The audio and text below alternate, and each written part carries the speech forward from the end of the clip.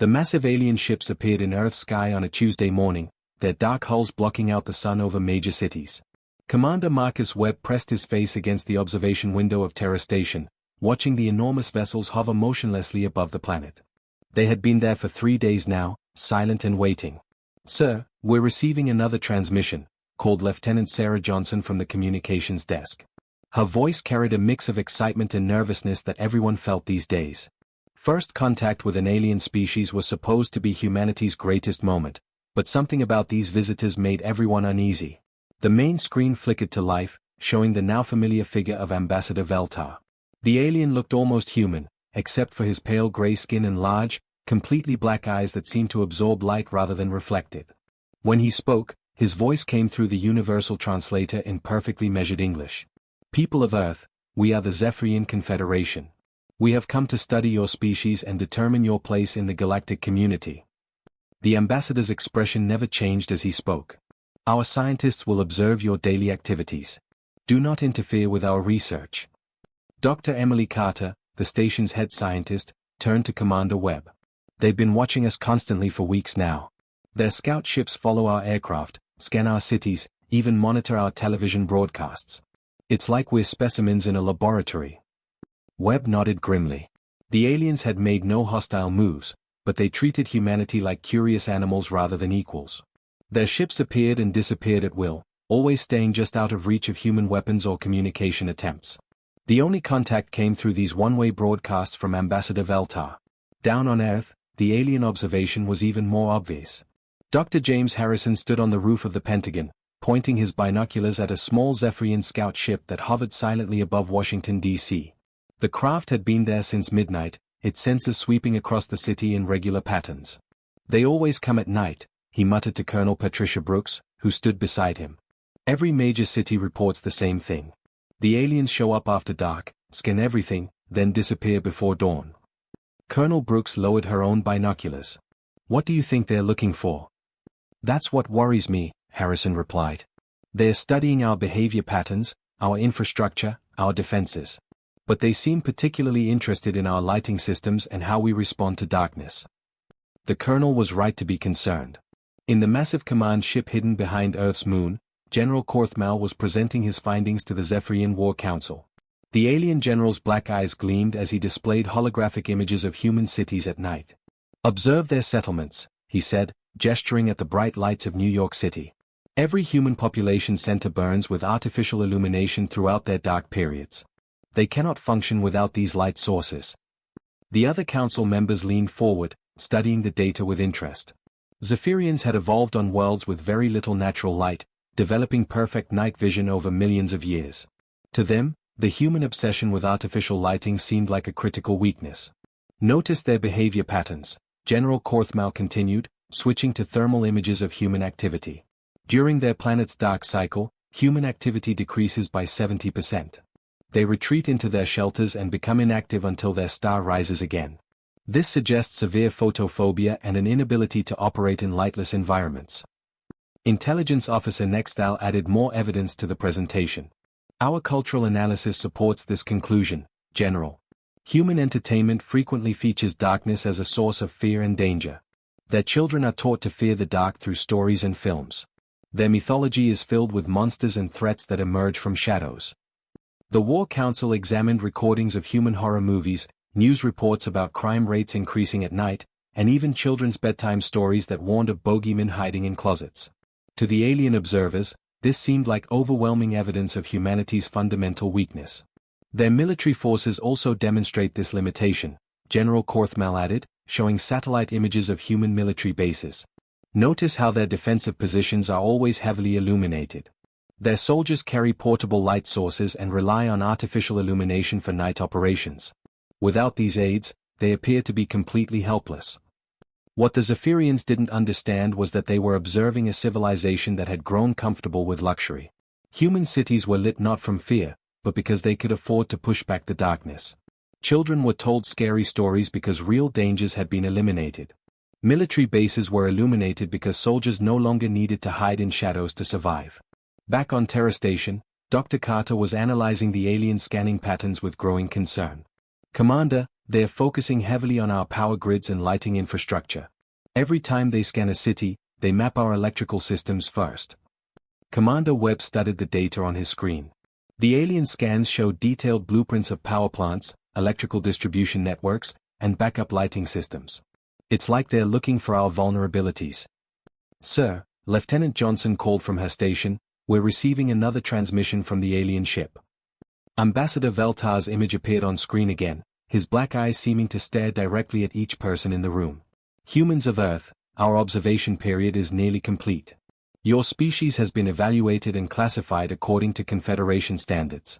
You will soon learn your designation and your future role in galactic society. The transmission ended, leaving the humans in uncomfortable silence. Outside the station's windows, the alien ships continued their patient hovering, their dark hulls reflecting no light from the stars beyond. What none of the humans knew was that in the Zephyrian military database, humanity had already been classified. The entry read, Species, Human. Homeworld, Earth. Classification, Photophilic prey species. Primary weakness, complete dependency on artificial light sources. Threat level, minimal. Recommended action, immediate subjugation through darkness-based assault tactics. The aliens had made their decision based on incomplete information, seeing only what they expected to see. They had no idea that humanity's relationship with darkness was far more complex than their surface observations suggested. The alien ships positioned themselves over every major city on Earth at exactly noon, Greenwich Mean Time. Commander Marcus Webb watched from Terra Station as the massive vessels cast long shadows across the continents below. Every television, radio, and internet connection on the planet suddenly carried the same signal. Ambassador Veltar appeared on screens worldwide, his pale face and black eyes now familiar to every human being. This time, however, his tone was different. Cold. Final. People of Earth, the ambassador began, his translated voice echoing in every language simultaneously. The Zephyrian Confederation has completed its study of your species. You have been classified and your fate determined. Dr. Emily Carter grabbed Commander Webb's arm as they watched the broadcast. This doesn't sound like a diplomatic message, she whispered. Your species demonstrates clear weakness in darkened environments, Veltar continued. You cannot function without artificial light. You retreat and become helpless when darkness falls. This makes you suitable only for labor and resource extraction under our guidance. The ambassador's image seemed to look directly through the camera at every viewer. Therefore, the Confederation offers you this choice. Surrender your planet's resources immediately and accept your new role as workers in our expanding empire. Your weakness makes resistance impossible. President Rachel Morgan stood in the White House Situation Room, surrounded by her military advisors and world leaders connected by video link. Her face grew darker with each word from the alien broadcast. You have 72 hours to transmit your surrender, Veltar announced. Failure to comply will result in the immediate demonstration of why creatures who fear darkness cannot fight those who master it. We will attack during your planet's dark cycles, when you are most vulnerable. Your defeat will be swift and absolute. The transmission ended, leaving the world in stunned silence. President Morgan was the first to speak. Did that alien just threaten to enslave the human race? General Patricia Brooks, chairman of the Joint Chiefs, stood up slowly. Her face was red with anger. They're calling us weak. They think we're afraid of the dark like scared children. Based on what evidence? Demanded Admiral James Harrison, leaning forward across the conference table.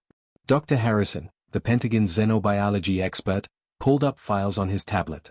They've been studying our cities, our behavior patterns, our entertainment. They see our street lights and think we're dependent on them. They watch our people sleep at night and assume we're helpless in darkness. Captain David Reynolds, recently returned from a classified mission in Eastern Europe, laughed bitterly. They've clearly never heard of Navy SEALs. Or Delta Force. Or any special operations unit in any military on this planet. President Morgan looked around the room at the faces of her advisors. Some showed anger, others concern, but all displayed the same underlying determination. Gentlemen, ladies, I think these aliens have made a serious mistake about humanity. On the other side of the world, similar conversations were happening in every capital city. In London, Prime Minister Robert Clark met with his defense minister. They think we're afraid of the dark, he said, shaking his head. Have they forgotten that Britain fought through the Blitz? We kept fighting even when German bombers blocked out the sun over London. In Moscow, President Viktor Petrov spoke with his generals. These aliens believe Russians cannot fight in darkness. Clearly, they have never heard of our winter campaigns or our Spetsnaz forces. The response from world leaders was unanimous and swift. Within 6 hours of the alien ultimatum, every major nation on Earth had signed the Emergency Defense Alliance. The document was simple and direct: Earth's nations would stand together against the alien threat. Captain Susan Walsh stood in the Pentagon briefing room, addressing the assembled military commanders via secure video link. Intelligence assessment is clear, she reported. The aliens have made a critical error in their evaluation of human capabilities. They're overconfident. Explain, ordered General Brooks. Walsh pulled up satellite images of the alien ships. Their vessels show minimal defensive preparations. No patrol patterns, no advanced warning systems. They are positioning for what they clearly believe will be an easy victory against a helpless enemy. Colonel Michael Thompson, commanding officer of the 75th Ranger Regiment, studied the tactical displays. They're not even hiding their ships properly. They think we can't mount any kind of effective resistance in darkness. Admiral Harrison reviewed reports from submarine commanders around the world. Our underwater forces report the same thing.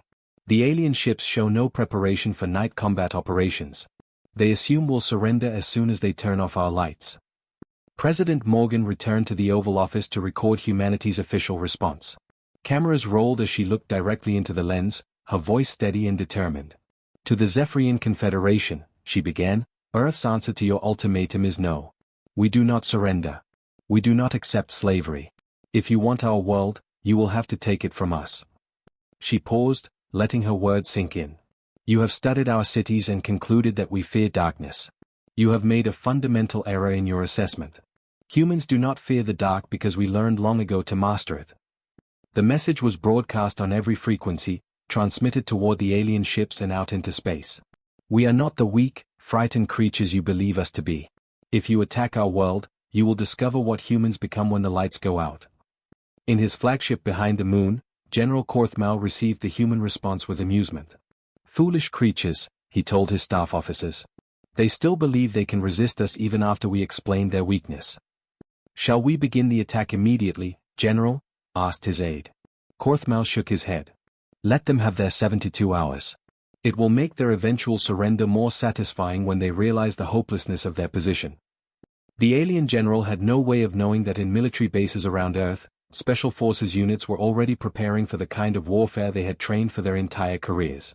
In the darkness that the aliens believed would be humanity's downfall, Earth's most elite warriors were about to show the galaxy what humans truly became when the lights went out. The 72-hour countdown had begun.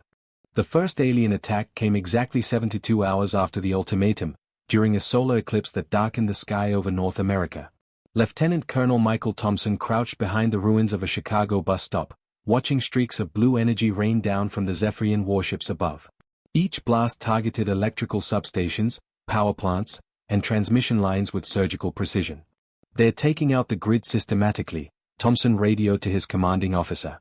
Around him, the lights of downtown Chicago flickered and died one by one. Within minutes, the entire metropolitan area was plunged into complete darkness. The alien ground forces descended immediately after the power failed. Thompson could hear them moving through the streets with confident, measured steps. His night vision goggles showed tall, gray figures advancing in loose formation, their large black eyes scanning the area with the casual ease of predators hunting helpless prey. Sir, my men can barely see 10 feet in front of them without the night vision, reported Sergeant Lisa Patterson over the radio. Her voice carried frustration and fear. The aliens are moving like they own the place. They're not even trying to be quiet. From his flagship above Earth, General Korthmal watched the initial assault with satisfaction. His tactical displays showed human military units retreating in confusion as city after city went dark. Exactly as predicted, he told his staff. Their forces are already falling back to areas with emergency lighting. The general's aide pointed to several red dots on the tactical map.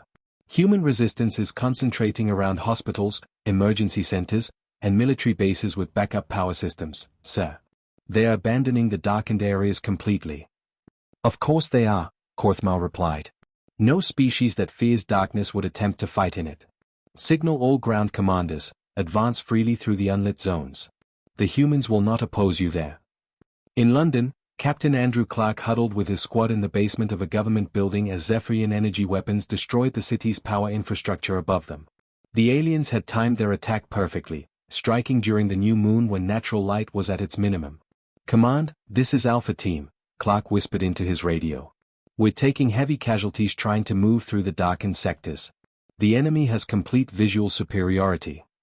The same reports came in from military units around the globe.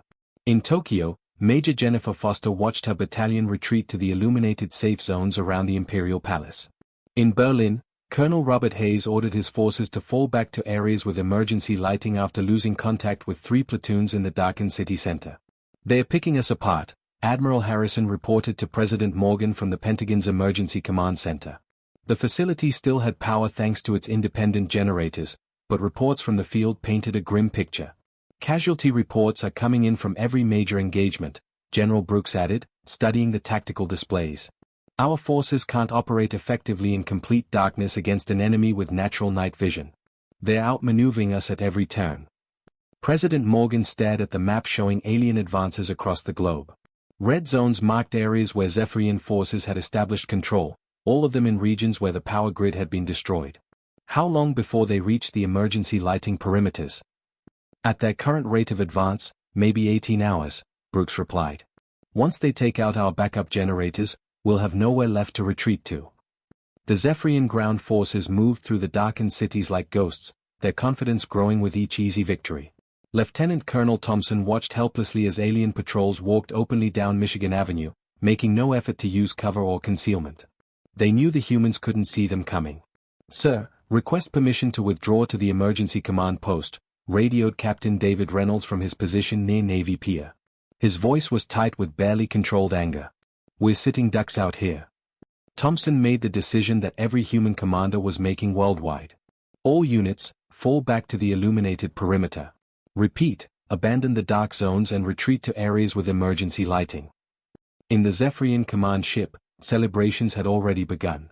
Intelligence Officer Nexthal presented the latest battlefield reports to an audience of senior officers. "Human resistance has collapsed in every darkened area," he announced. "Their military forces are retreating exactly as our models predicted." "Estimated time to complete victory?" asked General Korthmal. "Based on current progress, sir, no more than 1 week. Once we eliminate their remaining power sources, they'll have no choice but to surrender." The alien officers toasted their inevitable victory with ceremonial drinks from their homeworld. To them, the conquest of Earth had become a mere formality. The humans were behaving exactly as expected, fleeing from darkness like frightened animals. What the Zephyrians didn't know was that in a secure bunker beneath the Pentagon, a very different kind of meeting was taking place. Captain Susan Walsh stood before a select group of Special Operations commanders, their faces illuminated only by the glow of tactical displays. "Gentlemen," she said quietly, "the aliens think they've already won because our regular forces can't fight effectively in total darkness. They're right about that. But they've made one critical error in their assessment." Colonel Benjamin Turner leaned forward. "Which is?" Walsh smiled coldly. "They assume that all human military units have the same limitations as our conventional forces. They don't know about us." Around the room, the faces of Navy SEALs, Delta Force operators, Army Rangers, and Special Air Service commandos showed the same grim understanding. These were men and women who had spent years training for exactly this kind of warfare. "The aliens are overconfident," Walsh continued. "They're not taking proper security precautions because they believe no human can threaten them in darkness. That's about to change." Above ground, the regular Army units continued their retreat to the lighted safe zones, just as the aliens expected. But in the deepest shadows of the darkened cities, something else was beginning to move. The real war was about to begin. Staff Sergeant Robert Hayes adjusted his night vision goggles and signaled his SEAL team forward through the pitch-black streets of San Francisco. The alien energy weapons had destroyed every power line and generator in the city 3 days ago, leaving it in complete darkness. Perfect conditions for what they were about to do. "Contact, 200 meters south," whispered Corporal Lisa Patterson through the comm system. Her sniper scope had detected 3 Zephyrian soldiers walking casually down Market Street, their weapons lowered and their guard completely down. Hayes smiled grimly. The aliens had grown so confident that they barely bothered to watch for threats anymore. They believed no human could operate effectively in total darkness, so they moved through the city like tourists rather than soldiers. "Take the shot," Hayes whispered. Patterson's rifle made only a soft cough through its silencer. One alien dropped instantly. The other two looked around in confusion, unable to see where the attack had come from. Two more quiet shots, and the patrol was eliminated. Clean kills, Patterson reported. They never even knew we were there. Across the city, similar scenes played out as Navy SEALs emerged from the shadows like deadly phantoms. The aliens had expected terrified humans cowering in the darkness. Instead, they found predators who had turned night into their hunting ground. In London, Captain Andrew Clark led his SAS team through the abandoned underground tunnels. The subway system had become their highway, allowing them to move unseen beneath the alien-occupied streets above. They emerged behind enemy lines like ghosts, striking fast and disappearing before the aliens could react. Tango down, reported Sergeant Michael Thompson as another Zephyrian officer fell to his silenced pistol. The alien had been standing in the open on Westminster Bridge, completely exposed and unaware that human snipers were tracking his every move. General Korthmal stared at his tactical displays in growing confusion. Red warning lights flashed across the holographic map as patrol after patrol went silent in the darkness below. Status report, he demanded from his communications officer. Sir, we're losing contact with ground units across multiple cities. Last transmissions indicate they're under attack, but sensors show no human forces in those areas. Korthmal's black eyes narrowed. That's impossible. Humans cannot operate in complete darkness. Our intelligence reports were very clear on this point. What the alien general didn't understand was that he had been observing civilian populations, not military specialists. In Moscow, Russian Spetsnaz commandos were demonstrating exactly what trained soldiers could do when the lights went out. Captain Viktor Petrov moved through Red Square like a shadow, his thermal imaging revealing alien positions long before they could detect his approach. Enemy patrol, northeast corner, he whispered to his team. Within seconds, the aliens were dead, killed by opponents they never saw coming. The pattern repeated in every major city. Delta Force operators in Washington, D.C., Green Berets in Los Angeles, Australian SAS in Sydney, all emerging from the darkness to hunt their overconfident enemies. The aliens' superior night vision meant nothing against human stealth technology and centuries of evolved hunting instincts. Lieutenant Commander Jennifer Foster crept through the corridors of a crashed Zephyrian transport ship outside Detroit. Her team had infiltrated the vessel while its crew slept, moving through its darkened passages without making a sound. The aliens inside had no idea death was walking among them. Bridge secured, she reported quietly after eliminating the ship's officers. Downloading their tactical data now. Back on the flagship, alarms began sounding as General Korthmal received increasingly desperate reports from the surface. Entire alien companies were vanishing without a trace. Supply convoys were being destroyed by invisible attackers. Command posts were going silent one by one. Sir, we're receiving a transmission from Ground Commander Zextal, reported the communications officer, his voice shaking. The message crackled with static and terror. They're in the walls, in the shadows, everywhere. We can't see them, but they can see us.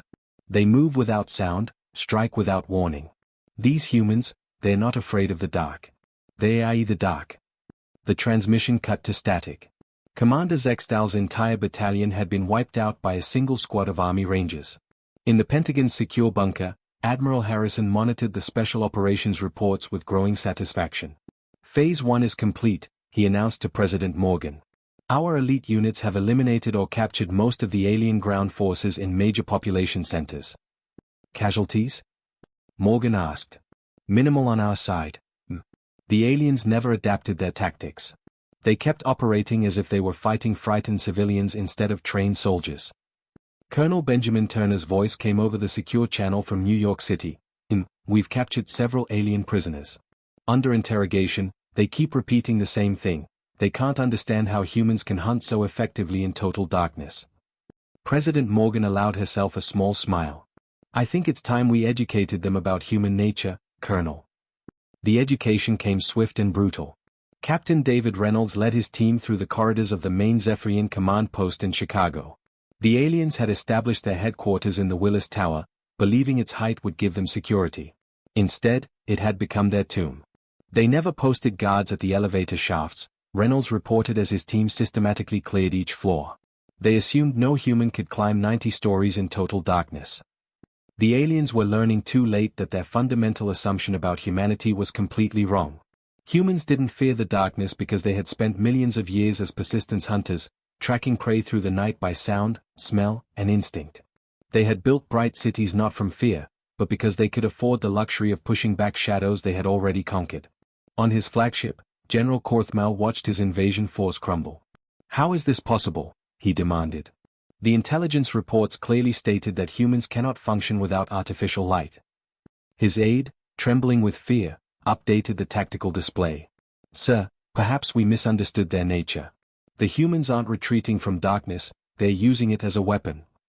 For the first time since arriving at Earth, General Korthmal felt afraid. Colonel Benjamin Turner stood in the darkened command center of the Zephyrian flagship, watching alien technicians slowly raise their hands in surrender. The ship's emergency lighting cast eerie shadows across the walls as General Korthmal sat bound in his own command chair, his large black eyes wide with something humans had never seen in them before: terror. "Your war is over, General," Turner said quietly. Around him, Navy SEALs and Delta Force operators emerged from every corner of the bridge like phantoms materializing from thin air. They had infiltrated the massive ship through its docking bays while the alien crew slept, moving through the corridors as silently as death itself. General Korthmal's voice shook as he spoke. "This is impossible. Our intelligence reports were clear. Humans cannot operate in darkness. You are a diurnal species with severe photophobia." Turner removed his night vision goggles and looked directly at the alien commander. "You made a mistake, General. You studied our cities and assumed we needed those lights to survive. You watched our people sleep at night and thought we were helpless in darkness." The colonel gestured toward the viewport where Earth hung in space below them, its night side dotted with the fires of burning alien equipment. "Those lights in our cities aren't there because we're afraid of the dark. They're there because we defeated the dark so completely that we forgot it was ever our enemy." On the planet's surface, the systematic destruction of Zephyrian forces continued. Captain Susan Walsh led her rangers through the ruins of downtown Los Angeles, hunting down the last alien stragglers. The enemy soldiers moved in panicked groups now, their earlier confidence replaced by desperate attempts to stay together for protection. "They're terrified," reported Sergeant Michael Thompson as he watched a group of aliens huddle together in what used to be a shopping mall. "They keep looking over their shoulders like children afraid of monsters in the closet." Walsh nodded grimly. "Now they know how it feels to be hunted in the dark." The role reversal was complete. The aliens who had come to Earth expecting to face cowering, light-dependent prey instead found themselves being stalked by predators who had spent thousands of years perfecting the art of night hunting. Every shadow could hide a human sniper. Every dark doorway might conceal a commando team. Every moment of silence could be the calm before a deadly strike. In London, Ambassador Veltar transmitted his species' formal surrender from the heavily damaged Zephyrian embassy. His pale face appeared on screens around the world, but this time his expression showed none of its previous arrogance. "People of Earth," he began, his voice barely steady, "the Zephyrian Confederation hereby acknowledges our complete and total defeat. We were wrong about your species." President Morgan watched the broadcast from the White House, surrounded by military advisors who had spent the past week orchestrating the most one-sided victory in human military history.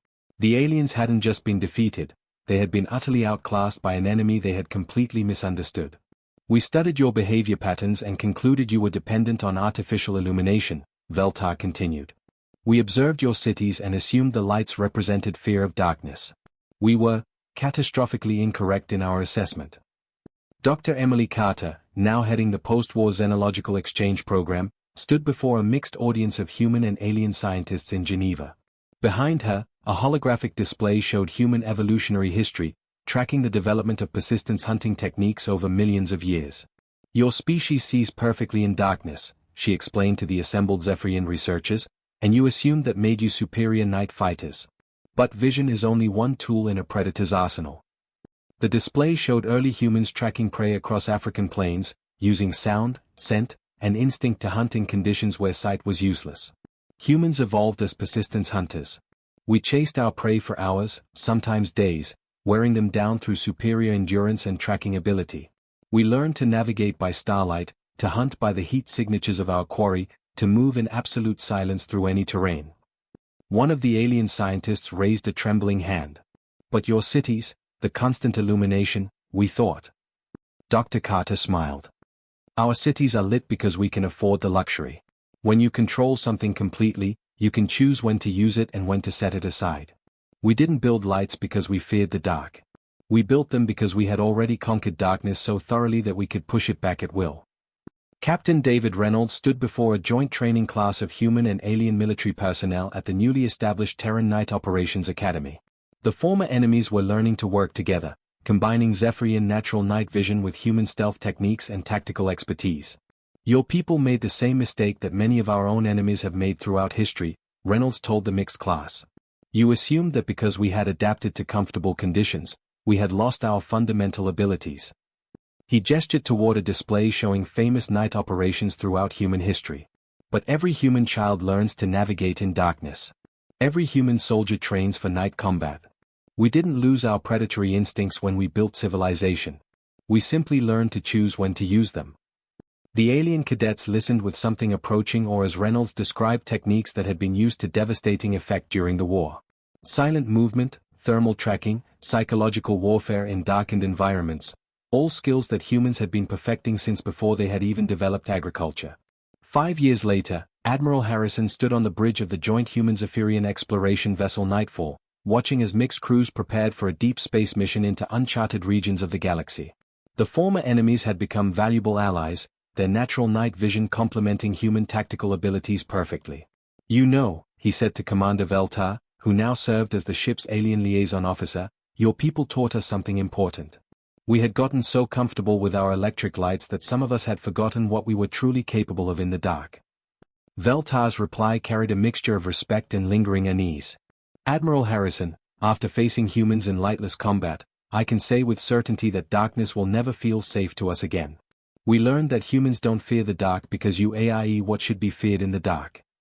The database entry in the Zephyrian military archives had been updated years ago. Species, human. Classification, adaptive apex predators.